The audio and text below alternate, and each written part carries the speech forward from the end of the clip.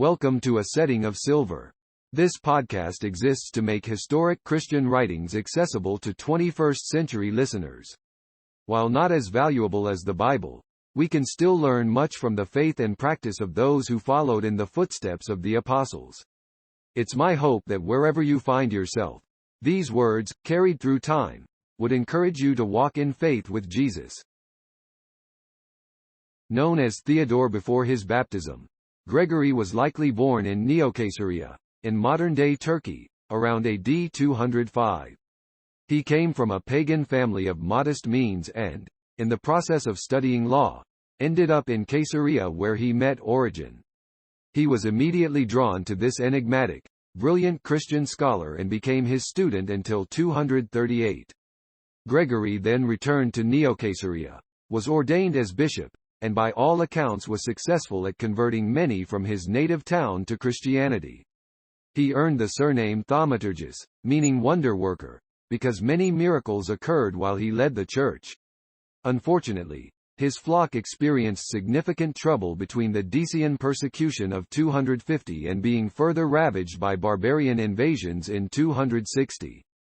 Gregory participated in a council of bishops condemning Paul of Samosata and died soon after around 270. This episode contains Gregory's Oration and panegyric addressed to Origen. It was likely written at the time he departed Origen's catechetical school in Caesarea. The work highly praises Origen, the man who presumably brought Gregory to faith, expressing gratitude for the opportunity to have explored different philosophical ideas, be taught the Holy Scriptures, and learn divine virtue. Through this window into Gregory's life we can see the impact Origen had not just on the theological direction of the early church but on the hearts and souls of many of its leaders. And now, please enjoy Gregory Thaumaturgus's oration and panegyric addressed to Origen.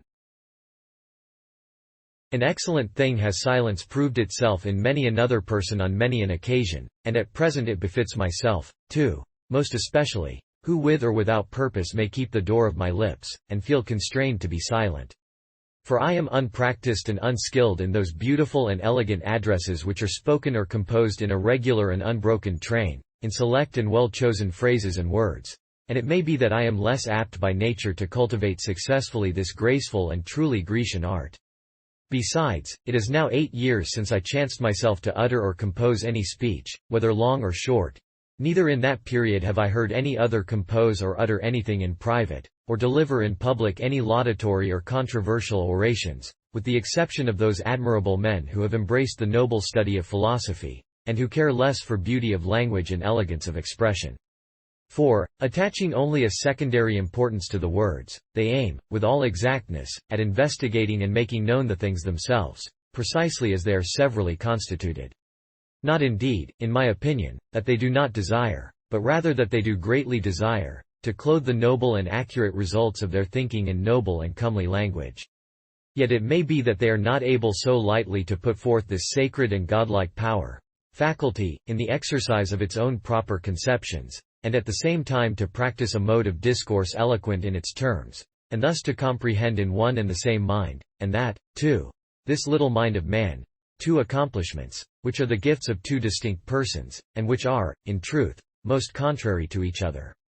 For silence is indeed the friend and helpmeet of thought and invention. But if one aims at readiness of speech and beauty of discourse, he will get at them by no other discipline than the study of words, and their constant practice. Moreover, another branch of learning occupies my mind completely, and the mouth binds the tongue if I should desire to make any speech, however brief, with the voice of the Greeks. I refer to those admirable laws of our sages by which the affairs of all the subjects of the Roman Empire are now directed, and which are neither composed nor learnt without difficulty. And these are wise and exact in themselves, and manifold and admirable, and, in a word, most thoroughly Grecian. And they are expressed and committed to us in the Roman tongue, which is a wonderful and magnificent sort of language, and one very aptly conformable to royal authority, but still difficult to me. Nor could it be otherwise with me, even though I might say that it was my desire that it should be. And as our words are nothing else than a kind of imagery of the dispositions of our mind, we should allow those who have the gift of speech, like some good artists alike skilled to the utmost in their art and liberally furnished in the matter of colors, to possess the liberty of painting their word pictures, not simply of a uniform complexion, but also of various descriptions and of richest beauty in the abundant mixture of flowers, without let or hindrance. But we, like any of the poor, unfurnished with these varied specifics, whether as never having been possessed of them, or, it may be, as having lost them, are under the necessity of using, as it were, only charcoal and tiles, that is to say, those rude and common words and phrases, and by means of these, to the best of our ability, we represent the native dispositions of our mind, expressing them in such language as is at our service, and endeavoring to exhibit the impressions of the figures of our mind, if not clearly or ornately, yet at least with the faithfulness of a charcoal picture, welcoming gladly any graceful and eloquent expression which may present itself from any quarter, although we make little of such. But, furthermore, there is a third circumstance which hinders and dissuades me from this attempt, and which holds me back much more even than the others, and recommends me to keep silence by all means. I allude to the subject itself, which made me indeed ambitious to speak of it, but which now makes me draw back and delay. For it is my purpose to speak of one who has indeed the semblance and repute of being a man, but who seems, to those who are able to contemplate the greatness of his intellectual caliber, to be endowed with powers nobler and well nigh divine. And it is not his birth or bodily training that I am about to praise, and that makes me now delay and procrastinate with an excess of caution. Nor, again, is it his strength or beauty, for these form the eulogies of use, of which it matters little whether the utterance be worthy or not. For, to make an oration on matters of a temporary and fugitive nature, which perish in many various ways and quickly, and to discourse of these with all the grandeur and dignity of great affairs, and with such timorous delays, would seem a vain and futile procedure. And certainly, if it had been proposed to me to speak of any of those things which are useless and unsubstantial, and such as I should never voluntarily have thought of speaking of, if, I say, it had been proposed to me to speak of anything of that character, my speech would have had none of this caution or fear, lest in any statement I might seem to come beneath the merit of the subject. But now, my subject dealing with that which is most godlike in the man, and that in him which has most affinity with God, that which is indeed confined within the limits of this visible and mortal form, but which strains nevertheless most ardently after the likeness of God. And my object being to make mention of this, and to put my hand to weightier matters, and therein also to express my thanksgivings to the Godhead, in that it has been granted to me to meet with such a man beyond the expectation of men, the expectation, verily, not only of others, but also of my own heart, for I neither set such a privilege before me at any time, nor hoped for it. It being, I say, my object, insignificant and altogether without understanding as I am, to put my hand to such subjects, it is not without reason that I shrink from the task, and hesitate, and desire to keep silence. And, in truth, to keep silence seems to me to be also the safe course, lest, with the show of an expression of thanksgiving, I may chance, in my rashness, to discourse of noble and sacred subjects in terms ignoble and paltry and utterly trite, and thus not only miss attaining the truth, but even, so far as it depends on me, do it some injury with those who may believe that it stands in such a category, when a discourse which is weak is composed thereon, and is rather calculated to excite ridicule than to prove itself commensurate in its vigor with the dignity of its themes. But all that pertains to thee is beyond the touch of injury and ridicule, O dear soul. Or, much rather let me say, that the divine herein remains ever as it is, unmoved and harmed in nothing by our paltry and unworthy words. Yet I know not how we shall escape the imputation of boldness and rashness in thus attempting in our folly, and with little either of intelligence or of preparation, to handle matters which are weighty, and probably beyond our capacity. And if, indeed, elsewhere and with others, we had aspired to make such youthful endeavors in matters like these, we would surely have been bold and daring. Nevertheless, in such a case our rashness might not have been ascribed to shamelessness, in so far as we should not have been making the bold effort with thee.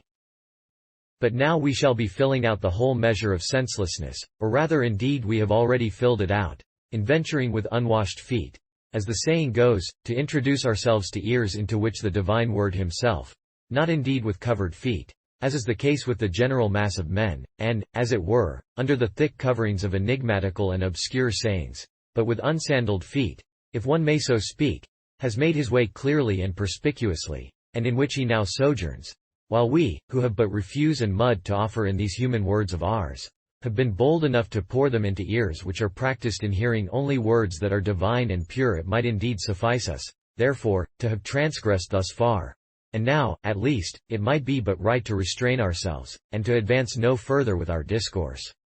And verily I would stop here most gladly. Nevertheless, as I have once made the rash venture, it may be allowed me first of all to explain the reason under the force of which I have been led into this arduous enterprise, if indeed any pardon can be extended to me for my forwardness in this matter. Ingratitude appears to me to be a dire evil indeed, yea, the direst of evils. For when one has received some benefit, his failing to attempt to make any return by at least the oral expression of thanks, where aught else is beyond his power, marks him out either as an utterly irrational person, or as one devoid of the sense of obligations conferred, or as a man without any memory. And, again, though one is possessed naturally and at once by the sense and the knowledge of benefits received, yet, unless he also carries the memory of these obligations to future days, and offers some evidence of gratitude to the author of the boons, such a person is a dull, and ungrateful, and impious fellow, and he commits an offense which can be excused neither in the case of the great nor in that of the small. If we suppose the case of a great and high-minded man not bearing constantly on his lips his great benefits with all gratitude and honor, or that of a small and contemptible man not praising and lauding with all his might one who has been his benefactor, not simply in great services, but also in smaller. Upon the great, therefore, and those who excel in powers of mind, it is incumbent, as out of their greater abundance and larger wealth, to render greater and worthier praise, according to their capacity, to their benefactors. But the humble also, and those in narrow circumstances, it beseems neither to neglect those who do them service, nor to take their services carelessly, nor to flag in heart as if they could offer nothing worthy or perfect, but as poor indeed, and yet as of good feeling, and as measuring not the capacity of him whom they honor, but only their own, they ought to pay him honor according to the present measure of their power. A tribute which will probably be grateful and pleasant to him who is honored, and in no less consideration with him than it would have been had it been some great and splendid offering, if it is only presented with decided earnestness, and with a sincere mind. Thus is it laid down in the sacred writings, that a certain poor and lowly woman, who was with the rich and powerful that were contributing largely and richly out of their wealth, alone and by herself cast in a small, yea, the very smallest offering, which was, however, all the while her whole substance, and received the testimony of having presented the largest oblation. For, as I judge, the sacred word has not set up the large outward quantity of the substance given, but rather the mind and disposition of the giver, as the standard by which the worth and the magnificence of the offering are to be measured.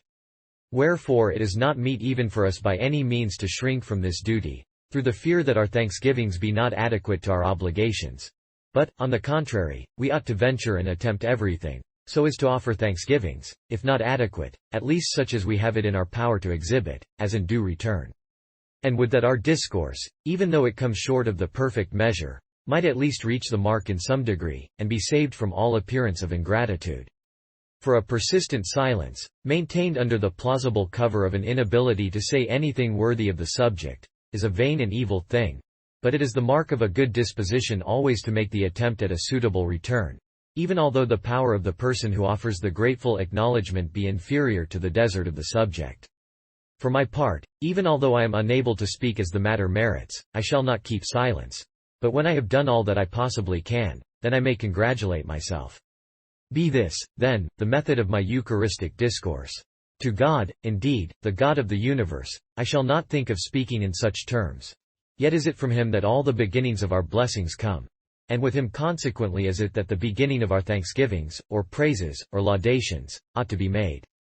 But, in truth, not even though I were to devote myself wholly to that duty, and that, too, not as I now am, to wit, profane and impure, and mixed up with and stained by every unhallowed and polluting evil, but sincere and as pure may be, and most genuine, and most unsophisticated, and uncontaminated by anything vile. Not even, I say, though I were thus to devote myself wholly, and with all the purity of the newly born, to this task, should I produce of myself any suitable gift in the way of honor and acknowledgment to the ruler and originator of all things, whom neither men separately and individually, nor yet all men in concert, acting with one spirit and one concordant impulse, as though all that is pure were made to meet in one, and all that is diverse from that were turned also to that service, could ever celebrate in a manner worthy of him. For, in whatsoever measure any man is able to form right and adequate conceptions of his works, and, if such a thing were possible, to speak worthily regarding him, then, so far as that very capacity is concerned, a capacity with which he has not been gifted by any other one, but which he has received from him alone, he cannot possibly find any greater matter of thanksgiving than what is implied in its possession. But let us commit the praises and hymns in honor of the King and Superintendent of all things, the perennial fount of all blessings, to the hand of him who, in this matter as in all others, is the healer of our infirmity, and who alone is able to supply that which is lacking, to the champion and Savior of our souls, his firstborn Word, the Maker and Ruler of all things, with whom also alone it is possible, both for himself and for all, whether privately and individually, or publicly and collectively, to send up to the Father uninterrupted and ceaseless thanksgivings.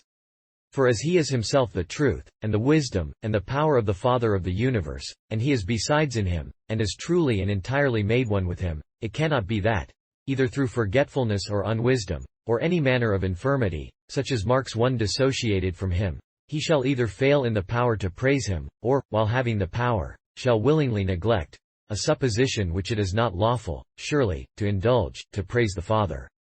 For he alone is able most perfectly to fulfill the whole meed of honor which is proper to him, inasmuch as the Father of all things has made him one with himself, and through him all but completes the circle of his own being objectively, and honors him with a power in all respects equal to his own, even as also he is honored, which position he first and alone of all creatures that exist has had assigned him, this only begotten of the Father, who is in him, and who is God the Word. While all others of us are able to express our thanksgiving and our piety only if, in return for all the blessings which proceed to us from the Father, we bring our offerings in simple dependence on him alone, and thus present the meet oblation of thanksgiving to him who is the author of all things, acknowledging also that the only way of piety is in this manner to offer our memorials through him.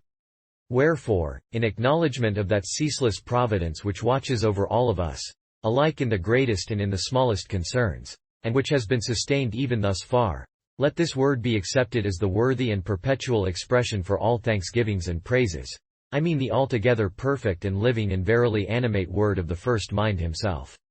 But let this word of ours be taken primarily as an Eucharistic address in honor of this sacred personage, who stands alone among all men. And if I may seek to discourse of aught beyond this, and, in particular, of any of those beings who are not seen, but yet are more godlike, and who have a special care for men, it shall be addressed to that being who, by some momentous decision, had me allotted to him from my boyhood to rule, and rear, and train. I mean that holy angel of God who fed me from my youth, as says the saint dear to God, meaning thereby his own peculiar one.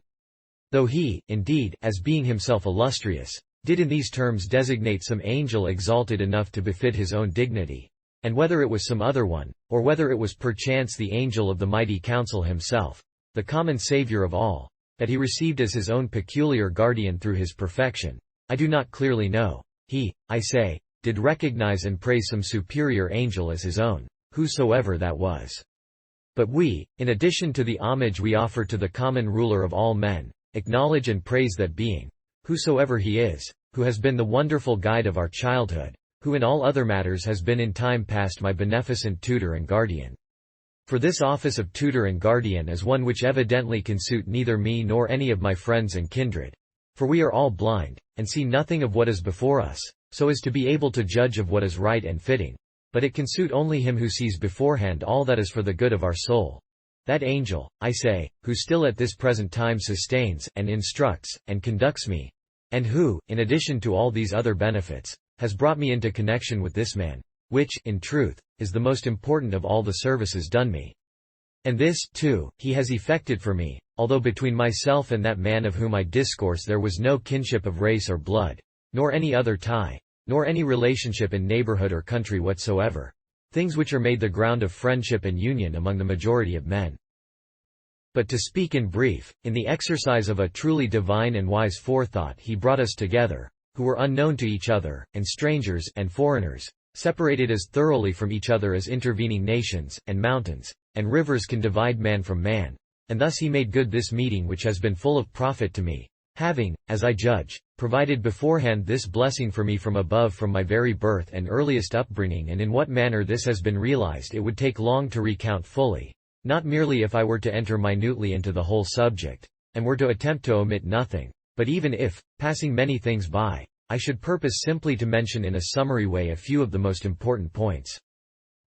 For my earliest upbringing from the time of my birth onwards was under the hand of my parents, and the manner of life in my father's house was one of error, and of a kind from which no one, I imagine, expected that we should be delivered. Nor had I myself the hope, boy as I was, and without understanding, and under a superstitious father. Then followed the loss of my father and my orphanhood, which perchance was also the beginning of the knowledge of the truth to me. For then it was that I was brought over first to the word of salvation and truth. In what manner I cannot tell, by constraint rather than by voluntary choice. For what power of decision had I then, who was but 14 years of age? Yet from this very time this sacred word began somehow to visit me, just at the period when the reason common to all men attained its full function in me. Yea, then for the first time did it visit me. And though I thought but little of this in that olden time, yet now at least, as I ponder it, I consider that no small token of the holy and marvelous providence exercised over me is discernible in this concurrence, which was so distinctly marked in the matter of my years, and which provided that all those deeds of error which preceded that age might be ascribed to youth and want of understanding, and that the holy word might not be imparted vainly to a soul yet ungifted with the full power of reason, and which secured at the same time that when the soul now became endowed with that power, though not gifted with the divine and pure reason, it might not be devoid at least of that fear which is accordant with this reason, but that the human and the divine reason might begin to act in me at once and together, the one giving help with a power to me at least inexplicable, though proper to itself, and the other receiving help. And when I reflect on this, I am filled at once with gladness and with terror, while I rejoice indeed in the letting of providence, and yet am also awed by the fear lest, after being privileged with such blessings, I should still in any way fail of the end. But indeed I know not how my discourse has dwelt so long on this matter, desirous as I am to give an account of the wonderful arrangement, of God's providence, in the course that brought me to this man, and anxious as nevertheless I formerly was to pass with few words to the matters which follow in their order, not certainly imagining that I could render to him who thus dealt with me that tribute of praise, or gratitude, or piety which is due to him, for, were we to designate our discourse in such terms, while yet we said nothing worthy of the theme, we might seem chargeable with arrogance, but simply with the view of offering what may be called a plain narrative or confession, or whatever other humble title may be given it. It seemed good to the only one of my parents who survived to care for me, my mother, namely, that, being already under instruction in those other branches in which boys not ignobly born and nurtured are usually trained, I should attend also a teacher of public speaking, in the hope that I too should become a public speaker. And accordingly I did attend such a teacher. And those who could judge in that department then declared that I should in a short period be a public speaker. I for my own part know not how to pronounce on that, neither should I desire to do so, for there was no apparent ground for that gift then, nor was there as yet any foundation for those forces which were capable of bringing me to it. But that divine conductor and true curator, ever so watchful, when my friends were not thinking of such a step, and when I was not myself desirous of it, came and suggested an extension of my studies to one of my teachers under whose charge I had been put, with a view to instruction in the Roman tongue, not in the expectation that I was to reach the completest mastery of that tongue, but only that I might not be absolutely ignorant of it, and this person happened also to be not altogether unversed in laws. Putting the idea, therefore, into this teacher's mind, he set me to learn in a thorough way the laws of the Romans by his help. And that man took up this charge zealously with me, and I, on my side, gave myself to it, more, however, to gratify the man, than as being myself an admirer of the study. And when he got me as his pupil, he began to teach me with all enthusiasm. And he said one thing, which has proved to me the truest of all his sayings, to wit, that my education in the laws would be my greatest viaticum. For thus he phrased it, whether I aspired to be one of the public speakers who contend in the courts of justice, or preferred to belong to a different order. Thus did he express himself, intending his word to bear simply on things human, but to me it seems that he was moved to that utterance by a diviner impulse than he himself supposed, for when, willingly or unwillingly, I was becoming well instructed in these laws, at once bonds, as it were cast upon my movements, and cause and occasion for my journeying to these parts arose from the city Berytus, which is a city not far distant from this territory, somewhat Latinized, and credited with being a school for these legal studies. And this revered man coming from Egypt, from the city of Alexandria, where previously he happened to have his home, was moved by other circumstances to change his residence to this place, as if with the express object of meeting us. And for my part, I cannot explain the reasons of these incidents, and I shall willingly pass them by. This however is certain, that as yet no necessary occasion for my coming to this place and meeting with this man was afforded by my purpose to learn our laws, since I had it in my power also to repair to the city of Rome itself. How, then, was this effected? The then governor of Palestine suddenly took possession of a friend of mine, namely my sister's husband, and separated him from his wife, and carried him off here against his will, in order to secure his help, and have him associated with him in the labors of the government of the country. For he was a person skilled in law, and perhaps is still so employed. After he had gone with him, however, he had the good fortune in no long time to have his wife sent for, and to receive her again, from whom, against his will, and to his grievance, he had been separated. And thus he chanced also to draw us along with her to that same place.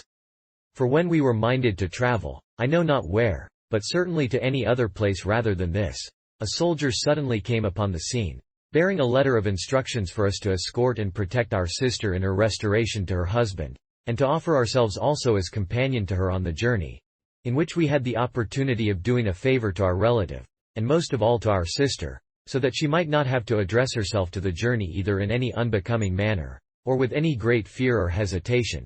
while at the same time our other friends and connections thought well of it, and made it out to promise no slight advantage, as we could thus visit the city of Berytus, and carry out there with all diligence our studies in the laws.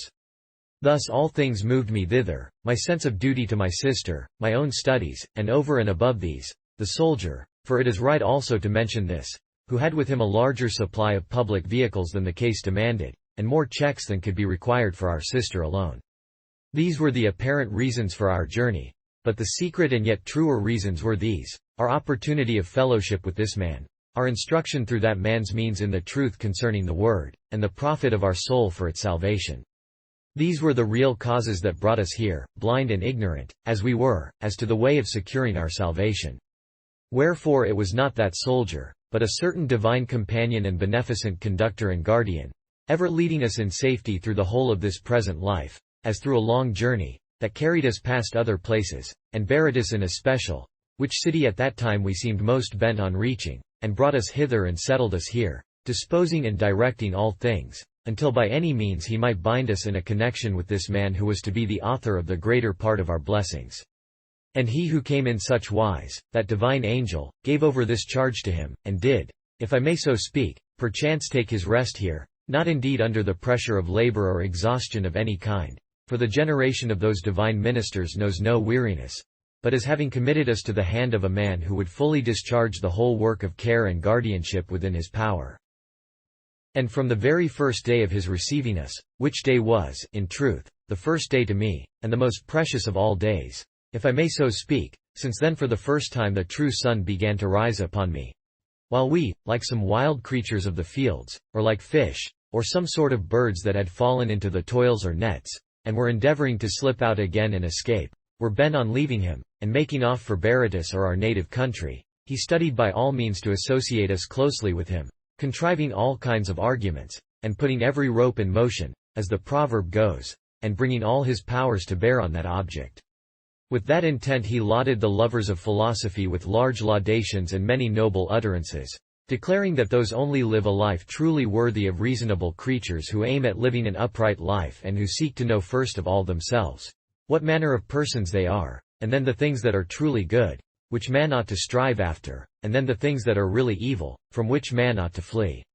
And then he reprehended ignorance and all the ignorant. And there are many such, who, like brute cattle, are blind in mind, and have no understanding even of what they are, and are as far astray as though they were wholly void of reason, and neither know themselves what is good and what is evil, nor care at all to learn it from others, but toil feverishly in quest of wealth, and glory, and such honors as belong to the crowd, and bodily comforts, and go distraught about things like these, as if they were the real good.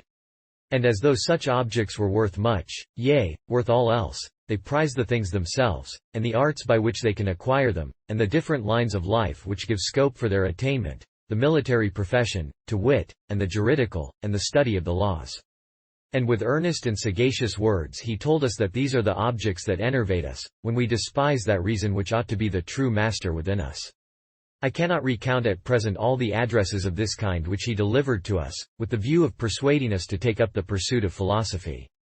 Nor was it only for a single day that he thus dealt with us, but for many days and, in fact, as often as we were in the habit of going to him at the outset, and we were pierced by his argumentation as with an arrow from the very first occasion of our hearing him, for he was possessed of a rare combination of a certain sweet grace and persuasiveness, along with a strange power of constraint, though we still wavered and debated the matter undecidedly with ourselves, holding so far by the pursuit of philosophy, without however being brought thoroughly over to it, while somehow or other we found ourselves quite unable to withdraw from it conclusively, and thus were always drawn towards him by the power of his reasonings, as by the force of some superior necessity.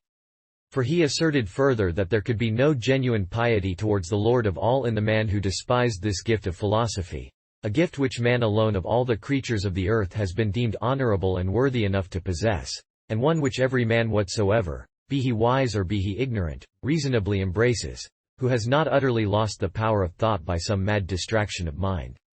He asserted, then, as I have said, that it was not possible, to speak correctly, for anyone to be truly pious who did not philosophize. And thus he continued to do with us, until, by pouring in upon us many such argumentations, one after the other, he at last carried us fairly off somehow or other by a kind of divine power, like people with his reasonings, and established us, in the practice of philosophy, and set us down without the power of movement, as it were, beside himself by his arts. Moreover, the stimulus of friendship was also brought to bear upon us, a stimulus, indeed, not easily withstood, but keen and most effective, the argument of a kind and affectionate disposition, which showed itself benignantly in his words when he spoke to us and associated with us. For he did not aim merely at getting round us by any kind of reasoning, but his desire was, with a benignant and affectionate, and most benevolent mind, to save us, and make us partakers in the blessings that flow from philosophy, and most especially also in those other gifts which the Deity has bestowed on him above most men, or, as we may perhaps say, above all men of our own time. I mean the power that teaches us piety, the word of salvation, that comes to many, and subdues to itself all whom it visits. For there is nothing that shall resist it, inasmuch as it is and shall be itself the king of all. Although as yet it is hidden, and is not recognized, whether with ease or with difficulty, by the common crowd, in such wise that, when interrogated respecting it, they should be able to speak intelligently about it, and thus, like some spark lighting upon our inmost soul, love was kindled and burst into flame within us, a love at once to the Holy Word, the most lovely object of all, who attracts all irresistibly toward himself by his unutterable beauty, and to this man, his friend and advocate. And being most mightily smitten by this love, I was persuaded to give up all those objects or pursuits which seemed to us befitting, and among others even my boasted jurisprudence, yea, my very fatherland and friends, both those who were present with me then, and those from whom I had parted. And in my estimation there arose but one object dear and worth desire, to wit, philosophy, and that master of philosophy, this inspired man. And the soul of Jonathan was knit with David. This word, indeed, I did not read till afterwards in the sacred scriptures. But I felt it before that time, not less clearly than it is written, for, in truth, it reached me then by the clearest of all revelations. For it was not simply Jonathan that was knit with David, but those things were knit together which are the ruling powers in man, their souls, those objects which, even though all the things which are apparent and ostensible in man are severed, cannot by any skill be forced to a severance when they themselves are unwilling. For the soul is free, and cannot be coerced by any means, not even though one should confine it and keep guard over it in some secret prison house. For wherever the intelligence is, there it is also of its own nature and by the first reason. And if it seems to you to be in a kind of prison house, it is represented as there to you by a sort of second reason. But for all that, it is by no means precluded from subsisting anywhere according to its own determination. Nay, rather it is both able to be, and is reasonably believed to be, there alone and altogether, wheresoever and in connection with what things soever those actions which are proper only to it are in operation. Wherefore, what I experienced has been most clearly declared in this very short statement, that the soul of Jonathan was knit with the soul of David. Objects which, as I said, cannot by any means be forced to a separation against their will, and which of their own inclination certainly will not readily choose it. Nor is it, in my opinion, in the inferior subject, who is changeful and very prone to vary in purpose, and in whom singly there has been no capacity of union at first, that the power of loosing the sacred bonds of this affection rests, but rather in the nobler one, who is constant and not readily shaken, and through whom it has been possible to tie these bonds and to fasten this sacred knot. Therefore it is not the soul of David that was knit by the divine word with the soul of Jonathan, but, on the contrary, the soul of the latter, who was the inferior, is said to be thus affected and knit with the soul of David. For the nobler object would not choose to be knit with one inferior, inasmuch as it is sufficient for itself, but the inferior object, as standing in need of the help which the nobler can give, ought properly to be knit with the nobler, and fitted dependently to it, so that this latter, retaining still its sufficiency in itself, might sustain no loss by its connection with the inferior, and that which is of itself without order being now united and fitted harmoniously with the nobler, might, without any detriment done, be perfectly subdued to the nobler by the constraints of such bonds. Wherefore, to apply the bonds as the part of the superior and not of the inferior, but to be knit to the other as the part of the inferior, and this too in such a manner that it shall possess no power of loosing itself from these bonds. And by a similar constraint, then, did this David of ours once gird us to himself, and he holds us now, and has held us ever since that time, so that, even though we desired it, we could not loose ourselves from his bonds. And hence it follows that, even though we were to depart, he would not release this soul of mine, which, as the Holy Scripture puts it, he holds knit so closely with himself. But after he had thus carried us captive at the very outset, and had shut us in, as it were, on all sides, and when what was best had been accomplished by him, and when it seemed good to us to remain with him for a time, then he took us in hand, as a skilled husbandman may take in hand some field unwrought, and altogether unfertile, and sour, and burnt up, and hard as a rock, and rough, or, it may be, one not utterly barren or unproductive, but rather, perchance, by nature very productive, though then waste and neglected, and stiff and untractable with thorns and wild shrubs. Or as a gardener may take in hand some plant which is wild indeed, and which yields no cultivated fruits, though it may not be absolutely worthless, and on finding it thus, may, by his skill in gardening, bring some cultivated shoot and graft it in, by making a fissure in the middle, and then bringing the two together, and binding the one to the other, until the sap in each shall flow in one stream, and they shall both grow with the same nurture. For one may often see a tree of a mixed and worthless species thus rendered productive in spite of its past barrenness,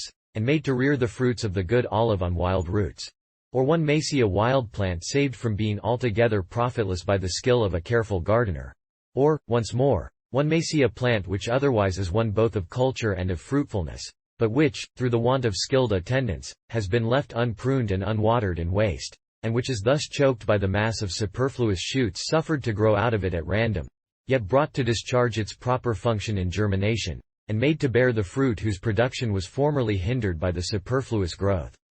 In such wise, then, and with such a disposition did he receive us at first, and surveying us, as it were, with a husbandman's skill, and gauging us thoroughly, and not confining his notice to those things only which are patent to the eye of all, and which are looked upon in open light, but penetrating into us more deeply, and probing what is most inward in us, he put us to the question, and made propositions to us, and listened to us in our replies. And whenever he thereby detected anything in us not wholly fruitless and profitless and waste, he set about clearing the soil, and turning it up and irrigating it, and putting all things in movement, and brought his whole skill and care to bear on us, and wrought upon our mind.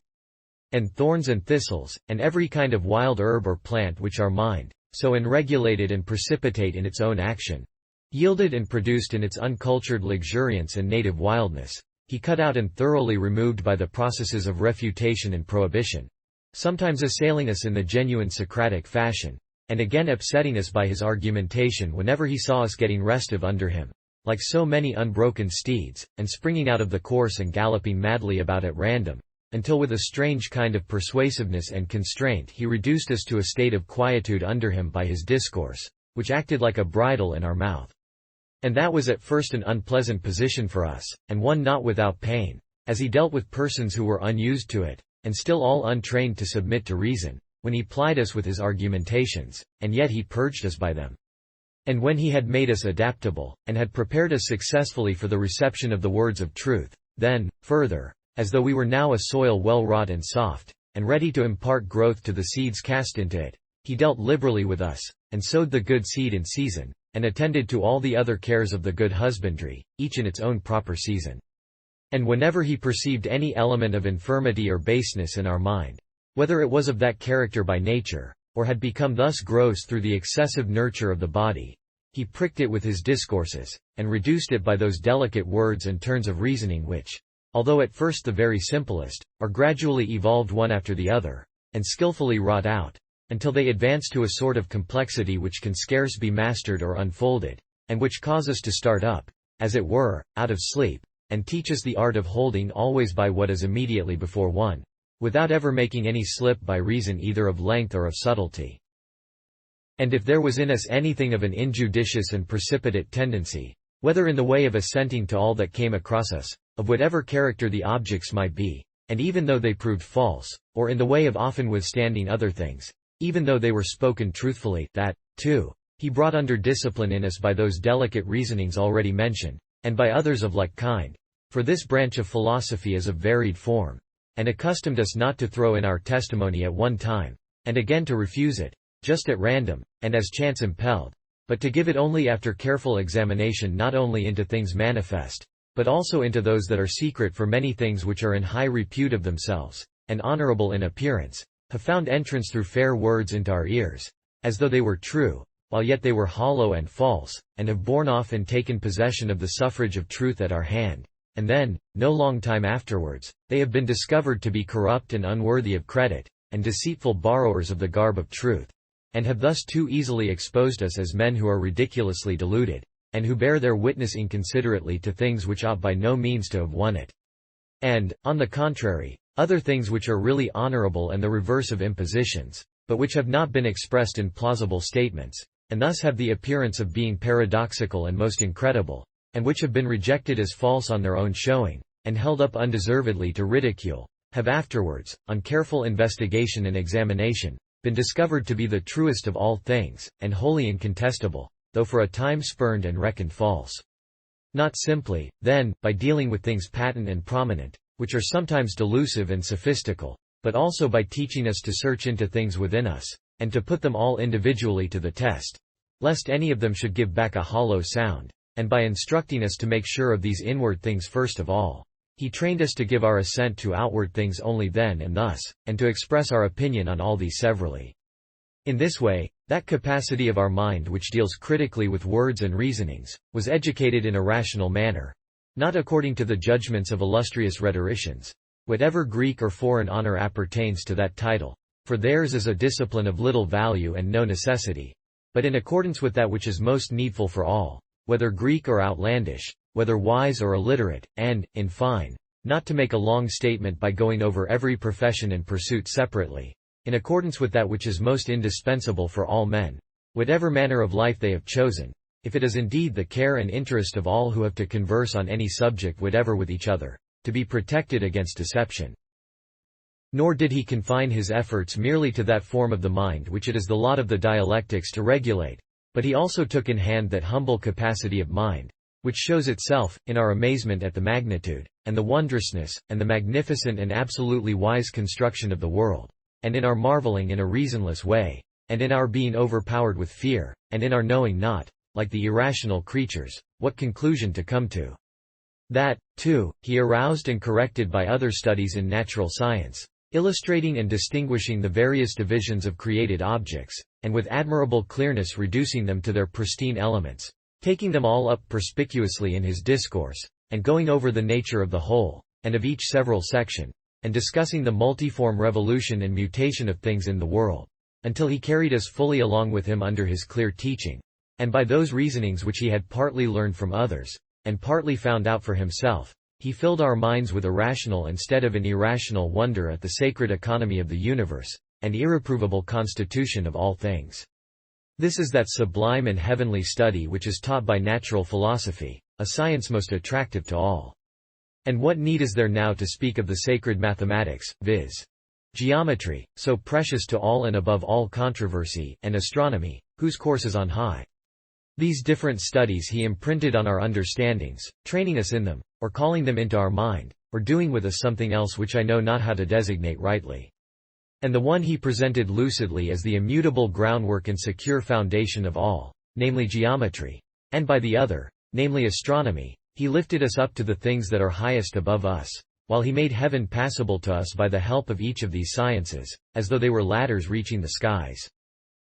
Moreover, as to those things which excel all in importance, and those for the sake of which, above all else, the whole family of the philosophical labors, gathering them like good fruits produced by the varied growths of all the other studies, and of long practiced philosophizing, I mean the divine virtues that concern the moral nature, by which the impulses of the mind have their equable and stable subsistence, through these, too, he aimed at making us truly proof against grief and disquietude under the pressure of all ills, and at imparting to us a well-disciplined and steadfast and religious spirit, so that we might be in all things veritably blessed.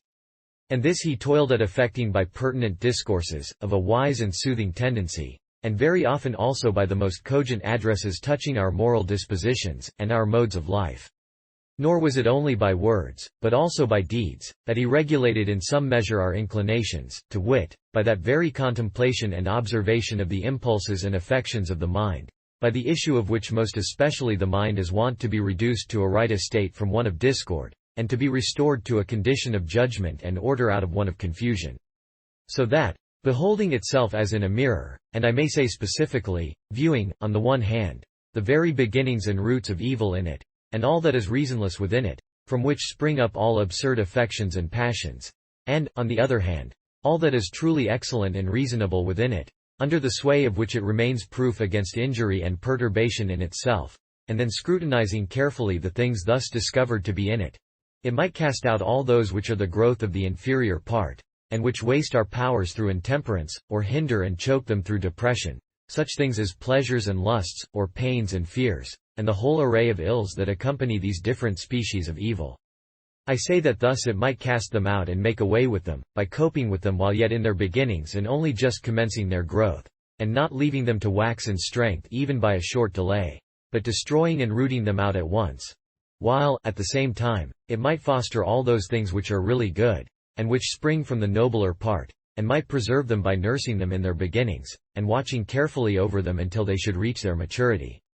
For it is thus, he used to say, that the heavenly virtues will ripen in the soul. To wit, prudence, which first of all is able to judge of those very motions in the mind at once from the things themselves, and by the knowledge which accrues to it of things outside of us, whatever such there may be, both good and evil, and temperance, the power that makes the right selection among these things in their beginnings, and righteousness, which assigns what is just to each, and that virtue which is the conserver of them all, fortitude.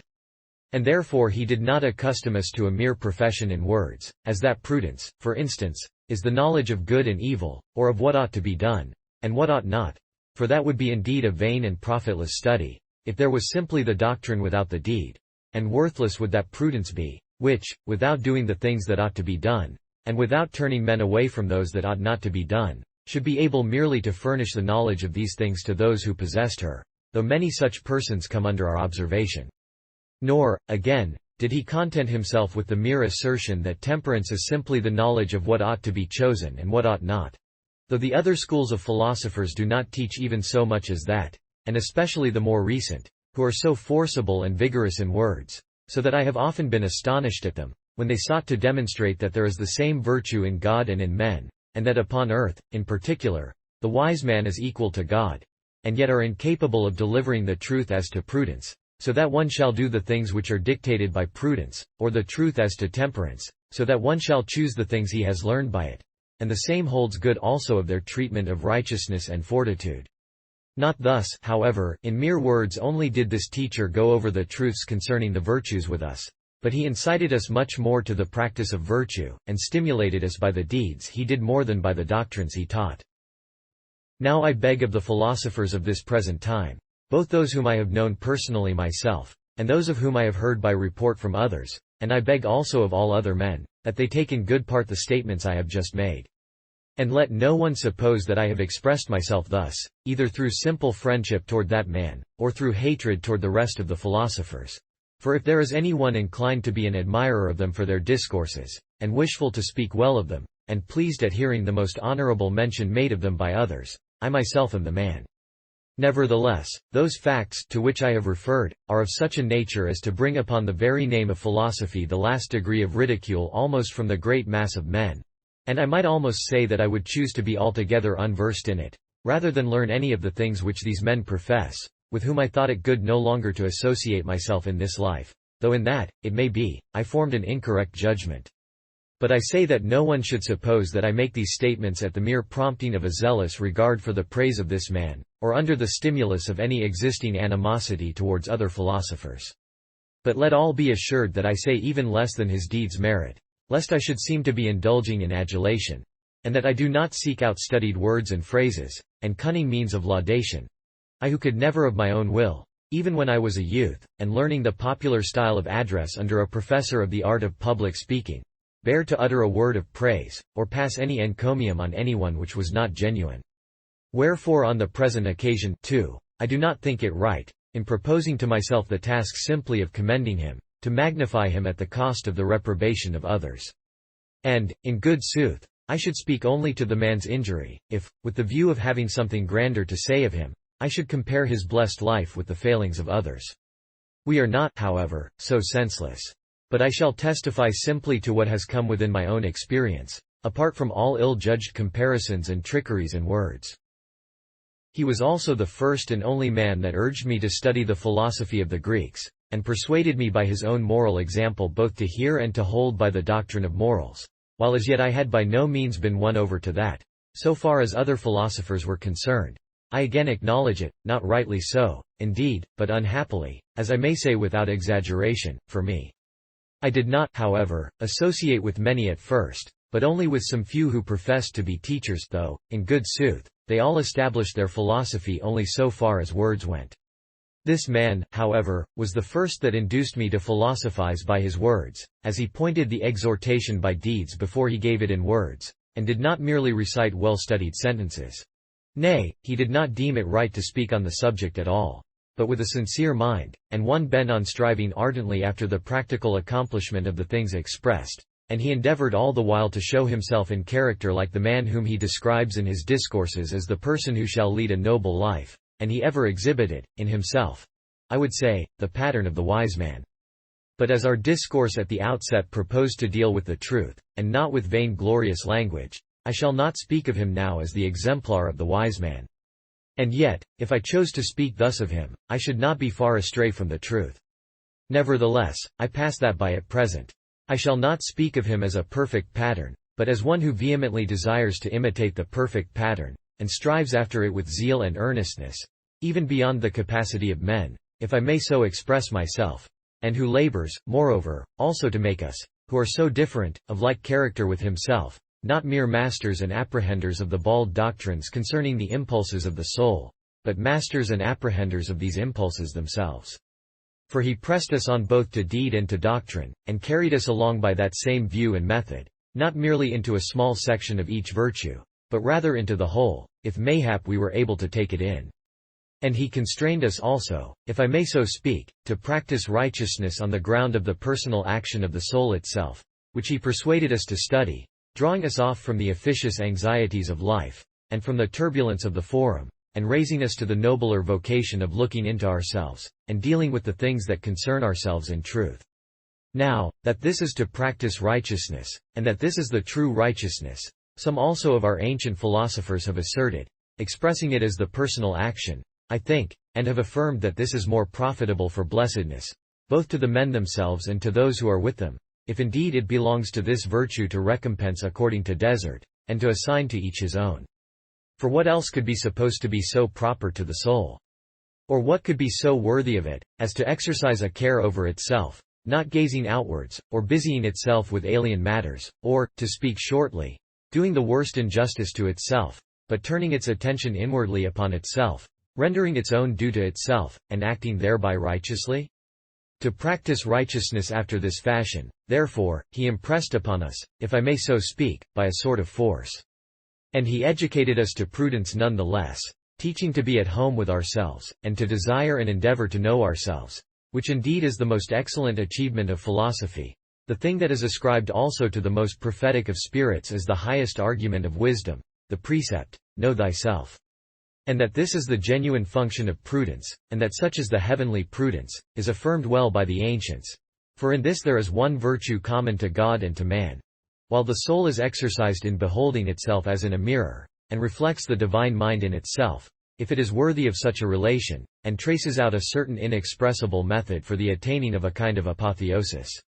And in correspondence with this come also the virtues of temperance and fortitude. Temperance, indeed, in conserving this very prudence which must be in the soul that knows itself, if that is ever its lot, for this temperance, again, surely means just a sound prudence, and fortitude, in keeping steadfastly by all the duties which have been spoken of, without falling away from them, either voluntarily or under any force, and in keeping and holding by all that has been laid down. For he teaches that this virtue acts also as a kind of preserver, maintainer, and guardian. It is true, indeed, that in consequence of our dull and sluggish nature, he has not yet succeeded in making us righteous, and prudent, and temperate, or manly, although he has labored zealously on us. For we are neither in real possession of any virtue whatsoever, either human or divine, nor have we ever made any near approach to it, but we are still far from it. And these are very great and lofty virtues, and none of them may be assumed by any common person, but only by one whom God inspires with the power. We are also by no means so favorably constituted for them by nature, neither do we yet profess ourselves to be worthy of reaching them. For through our listlessness and feebleness we have not done all these things which ought to be done by those who aspire after what is noblest, and aim at what is perfect. We are not yet therefore either righteous or temperate, or endowed with any of the other virtues. But this admirable man, this friend and advocate of the virtues, has long ago done for us perhaps all that it lay in his power to do for us, in making us lovers of virtue, who should love it with the most ardent affection. And by his own virtue he created in us a love at once for the beauty of righteousness, the golden face of which in truth was shown to us by him, and for prudence, which is worthy of being sought by all, and for the true wisdom, which is most delectable, and for temperance, the heavenly virtue which forms the sound constitution of the soul, and brings peace to all who possess it, and for manliness, that most admirable grace, and for patience, that virtue peculiarly ours, and, above all, for piety, which men rightly designate when they call it the mother of the virtues. For this is the beginning and the end of all the virtues. And beginning with this one, we shall find all the other virtues grow upon us most readily. If, while for ourselves we earnestly aspire after this grace, which every man, be he only not absolutely impious, or a mere pleasure-seeker, ought to acquire for himself, in order to his being a friend of God and a maintainer of his truth, and while we diligently pursue this virtue, we also give heed to the other virtues, in order that we may not approach our God in unworthiness and impurity, but with all virtue and wisdom as our best conductors and most sagacious priests. And the end of all I consider to be nothing but this: by the pure mind make thyself like to God, that thou mayest draw near to him, and abide in him. And besides all his other patient and laborious efforts, how shall I in words give any account of what he did for us, in instructing us in theology and the devout character? And how shall I enter into the real disposition of the man, and show with what judiciousness and careful preparation he would have us familiarized with all discourse about the divinity, guarding sedulously against our being in any peril with respect to what is the most needful thing of all, namely, the knowledge of the cause of all things? For he deemed it right for us to study philosophy in such wise, that we should read with utmost diligence all that has been written, both by the philosophers and by the poets of old, rejecting nothing, and repudiating nothing, for, indeed, we did not yet possess the power of critical discernment, except only the productions of the atheists, who, in their conceits, lapse from the general intelligence of man, and deny that there is either a God or a providence. From these he would have us abstain, because they are not worthy of being read, and because it might chance that the soul within us that is meant for piety might be defiled by listening to words that are contrary to the worship of God. For even those who frequent the temples of piety, as they think them to be, are careful not to touch anything that is profane. He held, therefore, that the books of such men did not merit to be taken at all into the consideration of men who have assumed the practice of piety. He thought, however, that we should obtain and make ourselves familiar with all other writings, neither preferring nor repudiating any one kind, whether it be philosophical discourse or not, whether Greek or foreign, but hearing what all of them have to convey. And it was with great wisdom and sagacity that he acted on this principle, lest any single saying given by the one class or the other should be heard and valued above others as alone true, even though it might not be true, and lest it might thus enter our mind and deceive us, and, in being lodged there by itself alone, might make us its own, so that we should no more have the power to withdraw from it, or wash ourselves clear of it, as one washes out a little wool that has got some color ingrained in it. For a mighty thing and an energetic is the discourse of man, and subtle with its sophisms, and quick to find its way into the ears, and mold the mind, and impress us with what it conveys. And when once it has taken possession of us, it can win us over to love it as truth. And it holds its place within us even though it be false and deceitful, overmastering us like some enchanter, and retaining as its champion the very man it has deluded. And, on the other hand, the mind of man is withal a thing easily deceived by speech, and very facile in yielding its assent. And, indeed, before it discriminates and inquires into matters in any proper way, it is easily won over, either through its own obtuseness and imbecility, or through the subtlety of the discourse, to give itself up, at random often, all weary of accurate examination, to crafty reasonings and judgments, which are erroneous themselves, and which lead into error those who receive them. And not only so, but if another mode of discourse aims at correcting it, it will neither give it admittance, nor suffer itself to be altered in opinion, because it is held fast by any notion which has previously got possession of it, as though some inexorable tyrant were lording over it. Is it not thus that contradictory and opposing tenets have been introduced, and all the contentions of philosophers, while one party withstands the opinions of another, and some hold by certain positions, and others by others, and one school attaches itself to one set of dogmas, and another to another? And all, indeed, aim at philosophizing, and profess to have been doing so ever since they were first roused to it, and declare that they desire it not less now when they are well versed in the discussions than when they began them. Yea, rather they allege that they have even more love for philosophy now, after they have had, so to speak, a little taste of it, and have had the liberty of dwelling on its discussions, than when at first, and without any previous experience of it, they were urged by a sort of impulse to philosophize. That is what they say, and henceforth they give no heed to any words of those who hold opposite opinions. And accordingly, no one of the ancients has ever induced any one of the moderns, or those of the peripatetic school, to turn to his way of thinking, and adopt his method of philosophizing. And, on the other hand, none of the moderns has imposed his notions upon those of the ancient school. Nor, in short, has anyone done so with any other. For it is not an easy thing to induce one to give up his own opinions, and accept those of others, although these might, perhaps, even be sentiments which, if he had been led to credit them before he began to philosophize, the man might at first have admired and accepted with all readiness.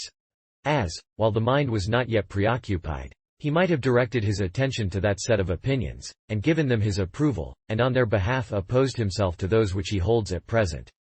Such, at least, has been the kind of philosophizing exhibited by our noble and most eloquent and critical Greeks. For whatever any one of these has lighted on at the outset, moved by some impulse or other, that alone he declares to be truth, and holds that all else which is maintained by other philosophers is simply delusion and folly, though he himself does not more satisfactorily establish his own positions by argument, than do all the others severally defend their peculiar tenets. The man's object being simply to be under no obligation to give up and alter his opinions, whether by constraint or by persuasion, while he has, if one may speak truth, nothing else but a kind of unreasoning impulse towards these dogmas on the side of philosophy, and possesses no other criterion of what he imagines to be true, then, let it not seem an incredible assertion, undistinguishing chance. And as each one thus becomes attached to those positions with which he has first fallen in, and is, as it were, held in chains by them, he is no longer capable of giving attention to others, if he happens to have anything of his own to offer on every subject with the demonstration of truth, and if he has the aid of argument to show how false the tenets of his adversaries are. For, helplessly and thoughtlessly and as if he looked for some happy contingency, he yields himself to the reasonings that first take possession of him. And such reasonings mislead those who accept them, not only in other matters, but above all, in what is of greatest and most essential consequence, in the knowledge of God and in piety. And yet men become bound by them in such a manner that no one can very easily release them.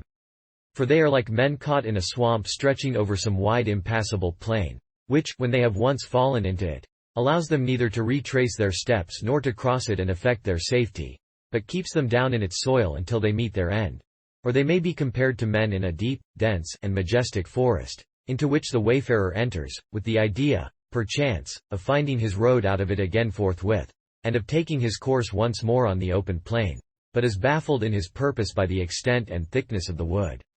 And turning in a variety of directions, and lighting on various continuous paths within it, He pursues many a course, thinking that by some of them he will surely find his way out. But they only lead him farther in, and in no way open up an exit for him, inasmuch as they are all only paths within the forest itself. Until at last the traveler, utterly worn out and exhausted, seeing that all the ways he had tried had proved only forest still, and despairing of finding any more his dwelling place on earth, makes up his mind to abide there, and establish his hearth, and lay out for his use such free space as he can prepare in the wood itself. Or again, we might take the similitude of a labyrinth, which has but one apparent entrance, so that one suspects nothing artful from the outside, and goes within by the single door that shows itself. And then, after advancing to the farthest interior, and viewing the cunning spectacle, and examining the construction so skillfully contrived, and full of passages, and laid out with unending paths leading inwards or outwards, he decides to go out again, but finds himself unable, and sees his exit completely intercepted by that inner construction which appeared such a triumph of cleverness. But, after all, there is neither any labyrinth so inextricable and intricate, nor any forest so dense and devious, nor any plain or swamp so difficult for those to get out of, who have once got within it, as is discussion, at least as one may meet with it in the case of certain of these philosophers. Wherefore, to secure us against falling into the unhappy experience of most, he did not introduce us to any one exclusive school of philosophy. Nor did he judge it proper for us to go away with any single class of philosophical opinions, but he introduced us to all, and determined that we should be ignorant of no kind of Grecian doctrine. And he himself went on with us, preparing the way before us, and leading us by the hand, as on a journey, whenever anything tortuous and unsound and delusive came in our way. And he helped us like a skilled expert who has had long familiarity with such subjects, and is not strange or inexperienced in anything of the kind, and who therefore may remain safe in his own altitude, while he stretches forth his hand to others, and effects their security too, as one drawing up the submerged. Thus did he deal with us, selecting and setting before us all that was useful and true in all the various philosophers, and putting aside all that was false. And this he did for us, both in other branches of man's knowledge, and most especially in all that concerns piety. With respect to these human teachers, indeed, he counseled us to attach ourselves to none of them, not even though they were attested as most wise by all men, but to devote ourselves to God alone, and to the prophets. And he himself became the interpreter of the prophets to us, and explained whatsoever was dark or enigmatical in them. For there are many things of that kind in the sacred words. And whether it be that God is pleased to hold communication with men in such a way as that the divine word may not enter all naked and uncovered into an unworthy soul, such as many are, or whether it be, that while every divine oracle is in its own nature most clear and perspicuous, it seems obscure and dark to us, who have apostatized from God, and have lost the faculty of hearing through time and age, I cannot tell. But however the case may stand, if it be that there are some words really enigmatical, he explained all such, and set them in the light, as being himself a skilled and most discerning hearer of God. Or if it be that none of them are really obscure in their own nature, they were also not unintelligible to him, who alone of all men of the present time with whom I have myself been acquainted, or of whom I have heard by the report of others, has so deeply studied the clear and luminous oracles of God, as to be able at once to receive their meaning into his own mind, and to convey it to others. For that leader of all men, who inspires God's dear prophets, and suggests all their prophecies and their mystic and heavenly words, has honored this man as he would a friend, and has constituted him an expositor of these same oracles. And things of which he only gave a hint by others, he made matters of full instruction by this man's instrumentality. And in things which he, who is worthy of all trust, either enjoined in regal fashion, or simply enunciated, he imparted to this man the gift of investigating and unfolding and explaining them, so that, if there chanced to be any one of obtuse and incredulous mind, or one again thirsting for instruction, he might learn from this man, and in some manner be constrained to understand and to decide for belief, and to follow God. These things, moreover, as I judge, he gives forth only and truly by participation in the divine Spirit. For there is need of the same power for those who prophesy and for those who hear the prophets, and no one can rightly hear a prophet, unless the same Spirit who prophesies bestows on him the capacity of apprehending his words. And this principle is expressed indeed in the Holy Scriptures themselves, when it is said that only he who shouldeth openeth, and no other one would ever. And what is shut is opened when the word of inspiration explains mysteries. Now that greatest gift this man has received from God, and that noblest of all endowments he has had bestowed upon him from heaven, that he should be an interpreter of the oracles of God to men, and that he might understand the words of God, even as if God spake them to him, and that he might recount them to men in such wise as that they may hear them with intelligence. Therefore to us there was no forbidden subject of speech. For there was no matter of knowledge hidden or inaccessible to us, but we had it in our power to learn every kind of discourse, both foreign and Greek, both spiritual and political, both divine and human. And we were permitted with all freedom to go round the whole circle of knowledge, and investigate it, and satisfy ourselves with all kinds of doctrines, and enjoy the sweets of intellect. And whether it was some ancient system of truth, or whether it was something one might otherwise name that was before us, we had in him an apparatus and a power at once admirable and full of the most beautiful views. And to speak in brief, he was truly a paradise to us after the similitude of the paradise of God, wherein we were not set indeed to till the soil beneath us, or to make ourselves gross with bodily nurture, but only to increase the acquisitions of mind with all gladness and enjoyment, planting, so to speak, some fair growths ourselves, or having them planted in us by the author of all things. Here, truly, is the paradise of comfort. Here are true gladness and pleasure, as we have enjoyed them during this period which is now at its end. No short space indeed in itself, and yet all too short if this is really to be its conclusion, when we depart and leave this place behind us. For I know not what has possessed me, or what offense has been committed by me, that I should now be going away, that I should now be put away. I know not what I should say, unless it be that I am like a second Adam and have begun to talk, outside of paradise. How excellent might my life be, were I but a listener to the addresses of my teacher, and silent myself. Would that even now I could have learned to be mute and speechless, rather than to present this new spectacle of making the teacher the hearer. For what concern had I with such a harangue as this? And what obligation was there upon me to make such an address, when it became me not to depart, but to cleave fast to the place? But these things seem like the transgressions that sprung from the pristine deceit, and the penalties of these primeval offences still await me here. Do I not appear to myself to be disobedient in daring thus to overpass the words of God, when I ought to abide in them, and hold by them? And in that I withdraw, I flee from this blessed life, even as the primeval man fled from the face of God, and I return to the soil from which I was taken. Therefore shall I have to eat of the soil all the days of my life there, and I shall have to till the soil, the very soil which produces thorns and thistles for me, that is to say, pains and reproachful anxieties, set loose as I shall be from cares that are good and noble. And what I left behind me before, to that I now return, to the soil, as it were, from which I came, and to my common relationships here below, and to my father's house, leaving the good soil, where of old I knew not that the good fatherland lay, leaving also the relations in whom at a later period I began to recognize the true kinsman of my soul, and the house, too, of him who is in truth our Father, in which the Father abides, and is piously honored and revered by the genuine sons, whose desire it also is to abide therein. But I, destitute alike of all piety and worthiness, am going forth from the number of these, and am turning back to what is behind, and am retracing my steps.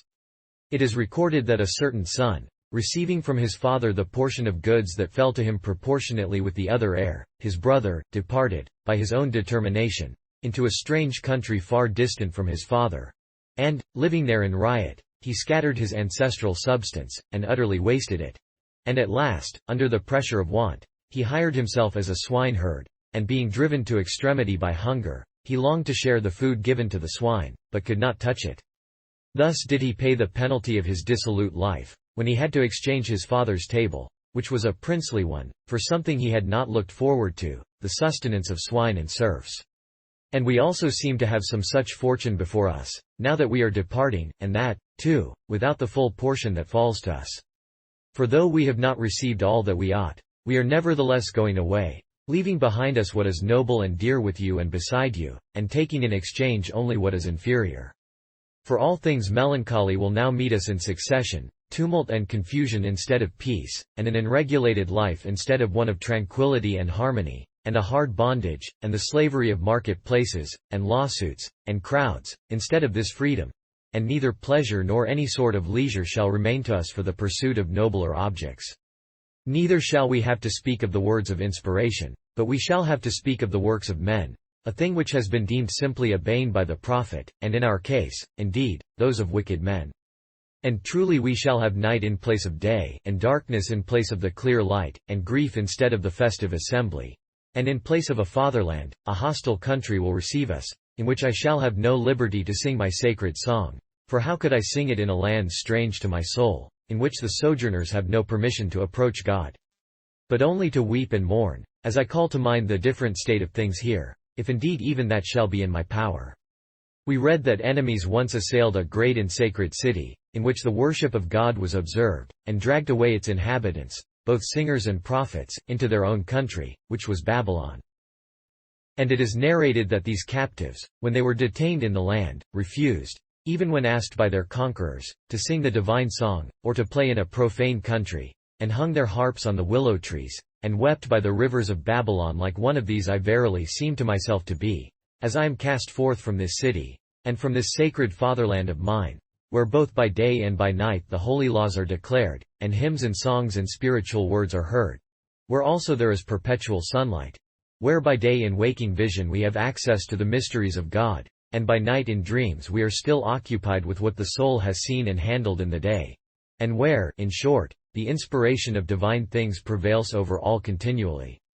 From this city, I say, I am cast forth, and borne captive to a strange land, where I shall have no power to pipe. For, like these men of old, I shall have to hang my instrument on the willows, and the rivers shall be my place of sojourn, and I shall have to work in mud, and shall have no heart to sing hymns, even though I remember them. Yea, it may be that, through constant occupation with other subjects, I shall forget even them, like one spoiled of memory itself. And would that, in going away, I only went away against my will, as a captive is wont to do. But I go away also of my own will, and not by constraint of another, and by my own act one am dispossessed of this city, when it is in my option to remain in it.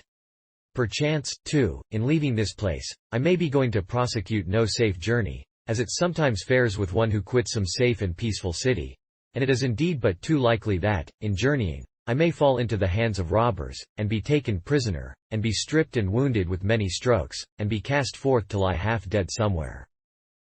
But why should I utter such lamentations? There lives still the Saviour of all men, even of the half-dead and the despoiled, the protector and physician for all, the Word, that sleepless keeper of all. We have also seeds of truth which thou hast made us know as our possession, and all that we have received from thee, those noble deposits of instruction, with which we take our course, and though we weep, indeed, as those who go forth from home, we yet carry those seeds with us. It may be, then, that the keeper who presides over us will bear us in safety through all that shall befall us.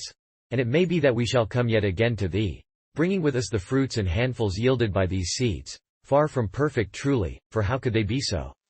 But still such as a life spent in civil business makes it possible for us to rear, though marred indeed by a kind of faculty that is either unapt to bear fruit altogether, or prone to bear bad fruit, but which, I trust, is one not destined to be further misused by us, if God grants us grace. Wherefore let me now have done with this address, which I have had the boldness to deliver in a presence wherein boldness least became me. Yet this address is one which, I think, has aimed heartily at signifying our thanks to the best of our ability, for though we have had nothing to say worthy of the subject, we could not be altogether silent, and one, too, which has given expression to our regrets, as those are wont to do who go abroad in separation from friends. And whether this speech of mine may not have contained things puerile or bordering on flattery, or things offending by excessive simplicity on the one hand, or of elaboration on the other, I know not.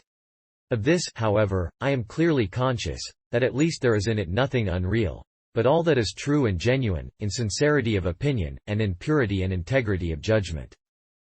But, O dear soul, arise thou and offer prayer, and now dismiss us, and as by thy holy instructions thou hast been our rescuer when we enjoyed thy fellowship, so save us still by thy prayers in our separation.